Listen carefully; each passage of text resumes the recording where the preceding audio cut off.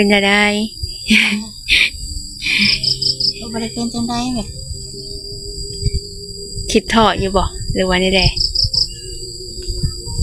เบิ่งสีหน้าแบบสาวๆนิดนึงคิดน้ำเหลืองงานนี่แหละเนาะเรื่องเวียกเรื่องงานบ่กับมันก็บ่ฮู้น้องเมย์มันก็บ่ได้ตั้งใจให้ดอกมันคิดแบบว่ามันก็บ่หายแม่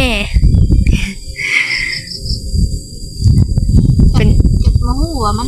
จักเป็นจังได๋นะชีวิตแต่ละมื้อมันก็แบบบางเทื่อมันก็อดบ่ได้น้องเมย์บ่มีสบายในคลิปแบบว่านอกคลิปก็คือกันนะในมวยนะแบบมันเก็บกดหลายมันก็หลายสิ่งหลายอย่างนะบางเทื่อเฮาก็แบบเป็นแม่อยู่แต่ว่ามันก็ขึ้นพยายามตัวเองอยู่น้องเมย์แต่บางสิ่งก็มันอดบ่ได้นะมันเหลือนะโดยมันก็แตกออกคือกันโดยมันก็ระเบิดซั่นๆก็หลายสิ่งหลายอย่างแต่ว่าบ่ให้แม่ว่าจังไดเนาะสิว่าคันแม่เบิ่งคลิปนี่ก็อย่าว่าแม่น้ำมวยกันแกล้งเอาเด้อแม่เด้อบางสิ่งบางอย่างแม่น้ำมวยก็มีบัตรท่ออย่าว่าบัตรบ่ท่อนะบางเทื่อก็คิดไปคิดมาก็ท่อบางเทื่อก็บ่เป็นหยังเป็นบางมื้อก็มีความสุขม่วนนำน้องเมย์น้องมวยน้องไม้โดยไปจะเป็นบางมื้อก็คิดตามใจมามื้อใดก็อึ้งอยู่ผู้เดียวโดยก็จักสิว่าจังได๋เนาะน้องเมย์ก็บ่ให้บ่เป็นหยังเฮาคิดหลายเฮาก็แบบนี้แหละเนาะโดยกับสบายดีและสวัสดีพ่อแม่พี่น้องและ FC ทุกท่านจะเป็นฝั่งลาวฝั่งไทยหรือต่างประเทศยินดีต้อนรับเข้าสู่ช่องพี่น้องสู่ชีวิตเด้อสบายดีโดยวันนี้น้องเมย์ก็หาก็มาฮอดเฮือนเลยเอาเครื่องมาไว้ก็สิได้มอบให้ทางน้องมวยก็เลยว่าบ่เห็นน้องมวยเพิ่นยังบ่ทันได้เลิกเวียกบ่เพิ่นเลิกตีแต่ยังบ่ทันได้มายามมันค่ำหั่นนะน้องเมย์ก็เลยว่าสิมอบให้ทางแม่เพิ่นเลยฝากติดตามเป็นกำลังใจให้น้องเมย์เด้อบางคลิปบ่ขับโฆษณาโดยต่อ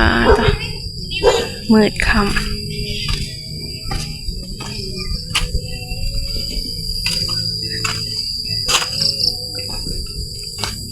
ก็สำนีหมดหลานปลายบ่ได้ก็ยังเหลืออยู่อันนั้นแล้วก็น้องเมย์ก็เลยซื้อสินหมูเข้ามา2โลทางแม่เพิ่นบอกโดยสบายดีเด้อสบายดีน้องเมย์โดยขอโทษเด้อวันนี้ใส่ชุดนี่แบบกระทันหันโดยบ่เป็นหยังบ่ได้ตั้งใจว่าสินั้นโดยน้องมวยยังบ่ทันได้เลิกเวียกบ่แม่นเพิ่นเฮ็ดโอ้โดยบ่ได้ไปเฮ็ดเวียกบ่ไปเฮ็ดเวียกจังรายวันนี้แม่นมวยไปแบบรายวันเป็นมื้อแหละเฮ็ดคาบนึงแล้วก็มาโดยเป็นจะได้บ่ได้เป็นจังได๋แบบคิดทอดอยู่บ่หรือว่านี่แหละเบิ่งสีหน้าแบบสาวๆนิดนึงคิดน้ำเหลืองงานนี่แหละเนาะเรื่องเวียกเรื่องงานบ่กับมันก็บ่ฮู้น้องเมย์มันก็บ่ได้ตั้งใจให้ดอกมันคิดแบบว่ามันก็เป็นอะไร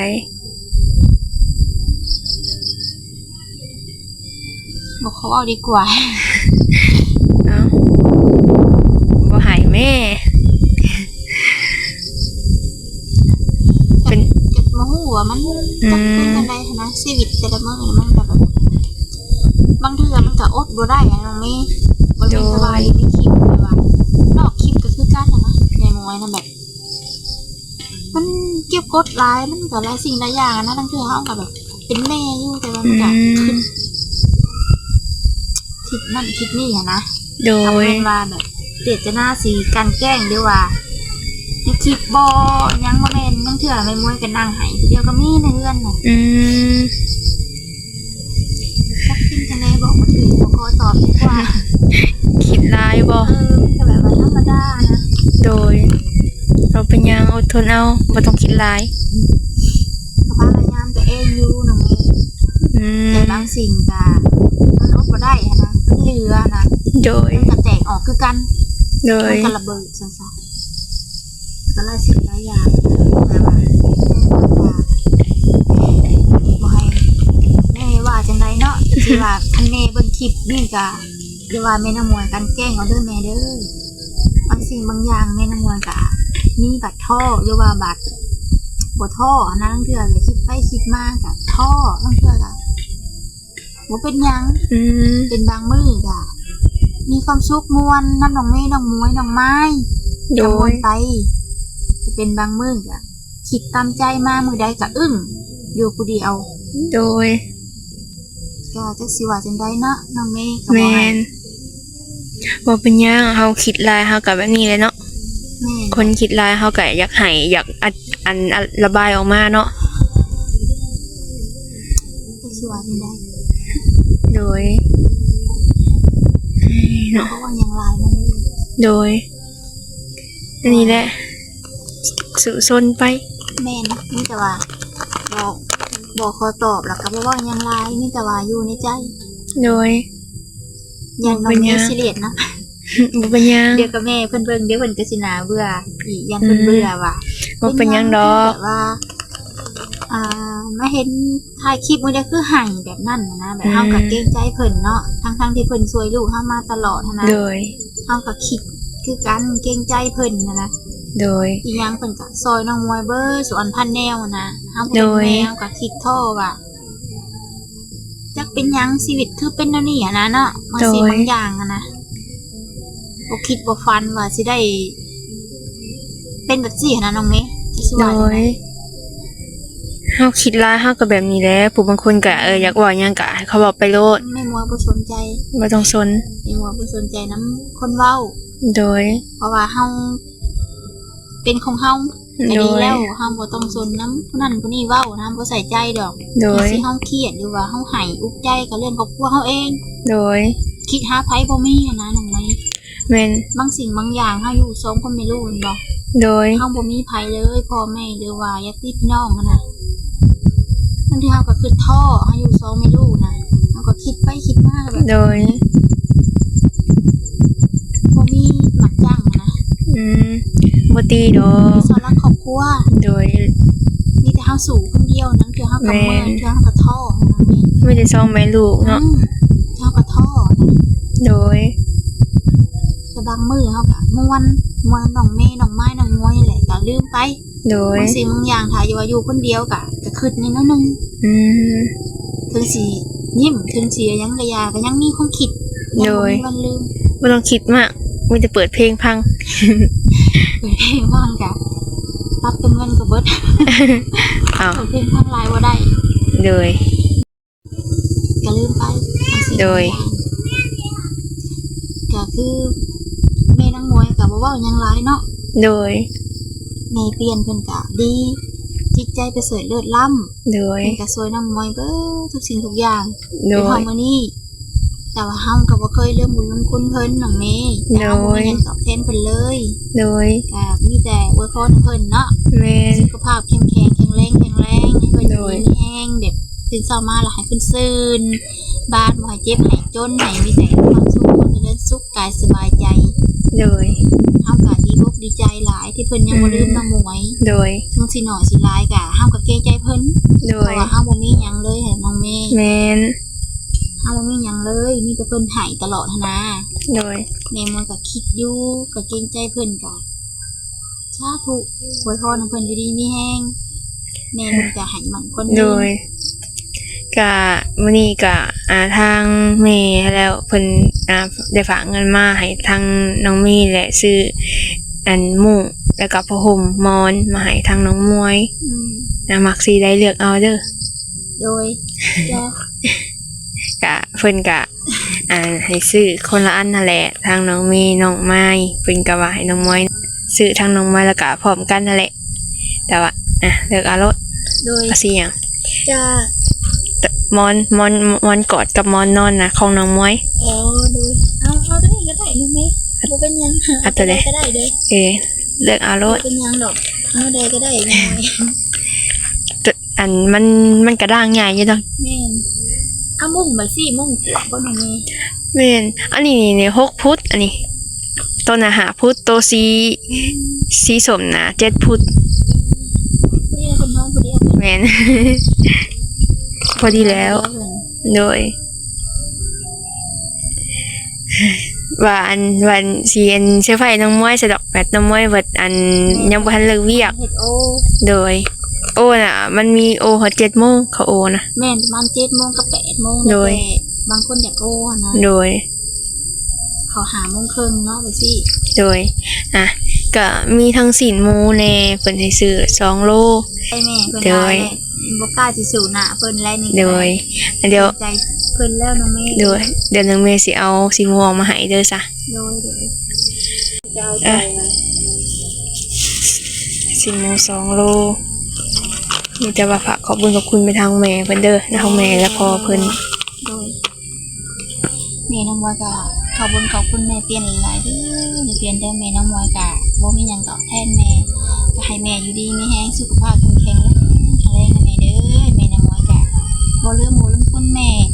ถึงแม่น้องมวยก็จักสิว่าจังใดก็บ่ให้แม่โทษบ่ให้แม่เกลียดที่ผ่านมาก็ช่วยน้องมวยมาแม่บ่ได้เข้ากล้องนั่งก็บ่แม่นรังเกียจแบบบ่กล้าสู่หน้าแม่ก็มีใจแม่นะให้อยู่ดีมีแฮงให้มาจังใดก็ให้ไหลหาขึ้นแม่ร้อยเท่าพันเท่า แม่ขึ้นเหนือลงใต้ก็ให้อยู่ดีมีแห้งไปสะดวกมาสะดวกนะแม่เด้อคิดสิ่งใดก็ให้ได้มุ่งมั่นสมปรารถนาให้แม่อยู่หมั่นคนยืนแข็งแรงให้อยู่ดีมีแห้งนะแม่เด้อบ่ให้เฒ่าจ้าเถื่อโดยขอบคุณหลายๆเด้อโดย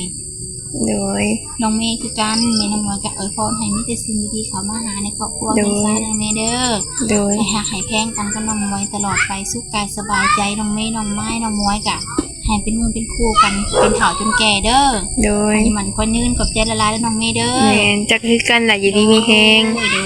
โดย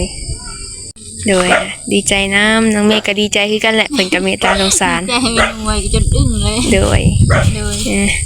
กะได้ของอยู่ของกินเลยเนาะเมื่อวานนี้กะซื้อผักซื้อหยัง น้องเมย์สื่องามอะไรเนาะบักอะไร งาม นะ 2 โล อืม โลละแสนเด้ โอ้ 2 โลก็4 แสน2 โล 2 โลก็2 แสน 200,000 โอ้ย 400,000 แม่น โดย 2 โลก็2 แสน แม่น เป็นได้ ฮะ เขายังอยู่บ่ เขาบ่ออกไปเลยได้บ่ โด เป็นห ย ยังบ่ บ่เป็นหยังว่าบ่โลด เขาเว้าบ่มีเลย บ่มีเลย โดยว่าสิถามน้องมวยเพิ่นเพราะอันนั้นแน่บ่ให้เพิ่นซื้อเขาวเพิ่นก็ยังไปเวียกหั้นนะ แต่ก็เลยบ่อยากกวนเพิ่นให้เพิ่นใส่ส่วนตัวเพิ่นนั่นแหละ โดย เพิ่นมีเฮาก็บ่ค่อยขอน้ำเพิ่น โดย เพิ่นก็ใส่น้ำมูกน้ำมันไปเวียกไปงานหยังหั่นแหละ โดย ซื้อของใส่อะไรเนาะผู้สาวเพิ่น แม่น นะเฮาบ่เป็นแม่ก็เลยแบบบ่ค่อยขอน้ำเพิ่นปานใดหั่นนะเว้าความจริงเลยเฮามีสำนั้นก็กินสำนั้นหั่นนะ โดย คันเว้าว่าถามเรื่องข้าวนี่ก็เบิดแล้วน้องเองว่า หมดแล้ว ว่าได้กินข้าวเย็นเมื่อวาน อื นี้กัน มหมดได้จักมื้อเลยนะ เบิดได้2 มื้อละ3มื้อนี่ อ๋อหมด 2-3 มื้อ กินข้าวเย็นโดย อืม เบิดแล้วมื้อสุดท้ายแล้วมื้อแรงก็บ่มี โดย แต่เพราะว่าน้องมวยเพิ่นก็เงินก็บ่ลงบ่หลายเนาะเฮาก็บ่อยากกวนลูกเพิ่นนะคิดว่าตอนแรกคิดว่าสิมาขอนำแม่อยู่บ้าน โดย นี่แบบแม่เพิ่นก็ข้าวก็เบิดแล้วนะยังบ่ได้ขอนำนาบ่าวนะ โดย ก็เลยบ่ได้มือ อืม ก็เลยว่าสิถามน้องมวยแหละตอนค่ำว่าเลิกโอ้มาหยังนี่แหละ โดย น้องเมย์เว้าก็เลยถามก็เลยบอกเลยซะว่านะคน โดย สัตย์ซื่อนะ โดยว่าเป็นหยังถ้าเฮาไปใส่มาใส่ฮะก็เว้าสัตย์ซื่อไปบ่ต้องตัวอ้ำ ถึงก้อนลูกก็ส่วนก้อนลูกแต่ว่า โดย เฮาก็บ่ได้ค่อยเอาน้ำเพิ่นดอกถ้า โดย เพิ่นให้จังเอาเพิ่นมาหาแล้วก็บ่ได้เอา โด เฮาย ก็ไปรับจ้างละวันก็มาซื้อกินแน่ใส่น้ำมันรถแน่ โดย ซื้อสุเพิ่นกินแน่บางเทื่อเพิ่นก็บ่กินน้ำแม่ก็มี โดย ก็เลยแบบบ่ได้สนใจน้ำเพิ่นเพราะพี่ลึกนะเงินคำกะเพิ่นเป็นผู้สาวเฮาก็เลยว่าปล่อยให้เพิ่นนะน้องเมย์ โดย แต่ลูกสิคิดเฮ็ดแม่นะ โด แม่ ย ก็บ่ได้จุกจิกเพราะปานใดดอกนะ โดย แล้วแต่เพิ่นสิคิดเห็น แม่น ใดเฮาก็ สื่อชนไปซะ แม่นเฮาบ่โอนน้ำลูก โดย ว่าให้ลูกนุ่งเครื่องไหม้เฮาก็ดีใจแล้วให้ลูกมีความสุขเฮาก็ดีใจแล้ว โดย เพราะว่าเฮาบ่อยากให้ลูกเฮาเศร้า แม่น ถึงสิอดถึงสิลำบากหิวเฮาก็อยากให้ลูกเฮามีรอยยิ้ม โดย เป็นแม่นี่บ่เคยลำเอียง โดย คันเห็นลูกเศร้าเฮาก็เศร้าใจนํ โดย ถ้าว่าเห็นลูกยิ้มเฮ เฮาเศร้าก็ยามันเฮาเป็นแม่ แม่น เฮาบ่ให้เสียดายเฮา โดย ขอแค่ให้ลูกมีความสุขสิ่งใดมีความสุขก็เฮาเห็นลูกมีรอยยิ้มเฮาก็พอใจเลยน้องเมย์ โดย สำหรับแม่น้ำมวยได้ แม่น นี่เว้าความจริงเลยเฮาบ่อยากให้ลูกเฮาเศร้าอีก โดย เศร้าแต่เฮายามัน โด บ่ ย เป็นหยังแต่ให้ลูกอยู่ดีมีแฮงก็โอเคบ่เป็นหยัง โดย บ่ได้คิดหยังหลายมากมาย เวทาเพิ่นเลิกเวียกเนาะ อืม เลิกเวียกก็เท่าใด8:00 นบ่หรือ7:00 น ประมาณ8 โมง 8:00 น 8 โมงแล้วก็สิมา โดยก็พอดีก็ค่ำมื้อจืดตาแล้วเนาะ นี่มันจักโมงแล้วเนี่ย ตอนนี้นะใช้เบิ่งก่อน ตอนนี้ก็18:00 นก็เท่าใดไม่ได้สู่ซนไปหาแล้วเนาะก็พอดีก็ค่ำมื้อจืดตาแล้วเฮ็ดหยังกินมื้อแลงนี่ บ่บ่เฮ็ดหยังเลยยังบ่อยากหยัง โดย ยังแบบว่า มันยังนั่นอยู่แม่ยังอุกใจอยู่ โดย บ่ต้องคิดหนักเด้อบ่ต้องคิดหลายมีแต่ค่ำมื้อและเดี๋ยวบัดนี้ย้อนนั่นน่ะแน่นะ